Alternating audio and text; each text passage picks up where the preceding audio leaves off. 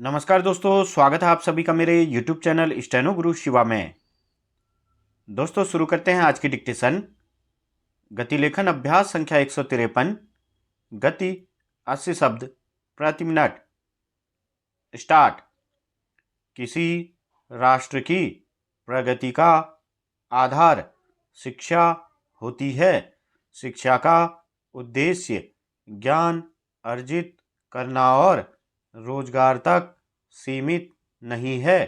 भारत जैसे देश में जहां शिक्षा सदियों से विद्यार्थियों को निःशुल्क प्रदान की जाती रही हो, यहाँ महंगे होते निजी विद्यालय अब पूरी तरह से मुनाफे का व्यवसाय बन चुके हैं।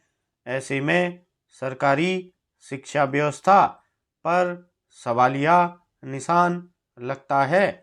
निजी विद्यालय अभिभावकों से भारी भरकम शुल्क वसूलते हैं। बच्चों के भविष्य को देखते हुए कई अभिभावक यह राशि देने के लिए बाध्य होते हैं। एक तरह से देखा जाए तो इन विद्यालयों से शैक्षिक असमानता बढ़ी है।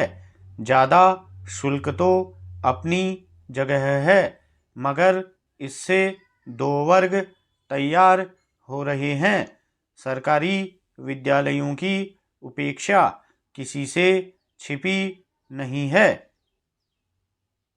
देश की अधिकांश जनसंख्या गांव में निवास करती है, जो आए दिन आर्थिक तंगी से जूझती रहती है।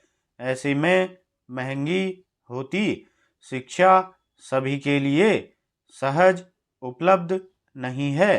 निजी विद्यालयों की संख्या ग्रामीण और शहरी दोनों क्षेत्रों में लगातार बढ़ रही है। यहाँ पर छात्रों को गुणवत्तापूर्ण शिक्षा, बौद्धिक विकास और अतिरिक्त कौशल के नाम पर प्राथमिक स्तर से ही अभिभावकों से मोटा शुल्क वसूला जाता है। यह सच है कि निजी विद्यालयों में शुल्क वृद्धि का कोई ठोस मानक निर्धारित नहीं है। अतिरिक्त गतिविधियों के नाम पर और स्कूलों में विकास कार्यों के लिए भी विद्यार्थियों से ही वसूली होती है। हर वर्ष फीस में बढ़ोतरी की जाती है। इसका बोझ अभिभावकों पर पड़ता है। उन पर बच्चों की कोचिंग और ट्यूशन के शुल्क का दबाव भी रहता है। इससे उन पर दोहरी मार पड़ती है।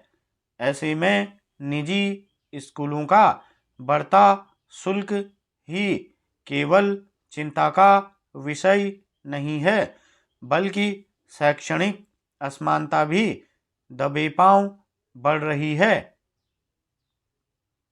निजी स्कूलों में तर्कसंगत शुल्क के लिए सरकार को गंभीरता से हस्तक्षेप करना चाहिए।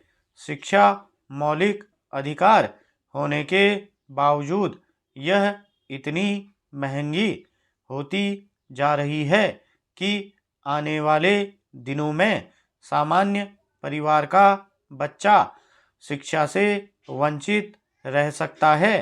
निजी विद्यालयों में शुल्क बढ़ने का मूल कारण सरकारी स्कूलों में गुणवत्तापूर्ण शिक्षा की कमी, जनसंख्या के अनुपात में विद्यालयों का न होना और आधुनिक संसाधनों का अभाव है।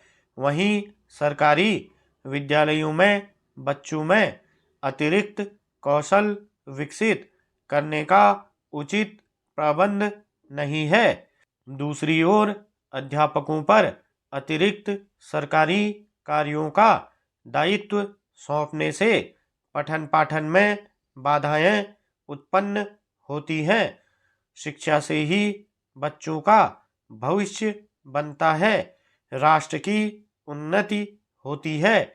इसलिए हर अभिभावक चाहते हैं कि उनका बच्चा बेहतर से बेहतर स्कूलों में कौशलयुक्त शिक्षा ग्रहण करे। स्टॉप।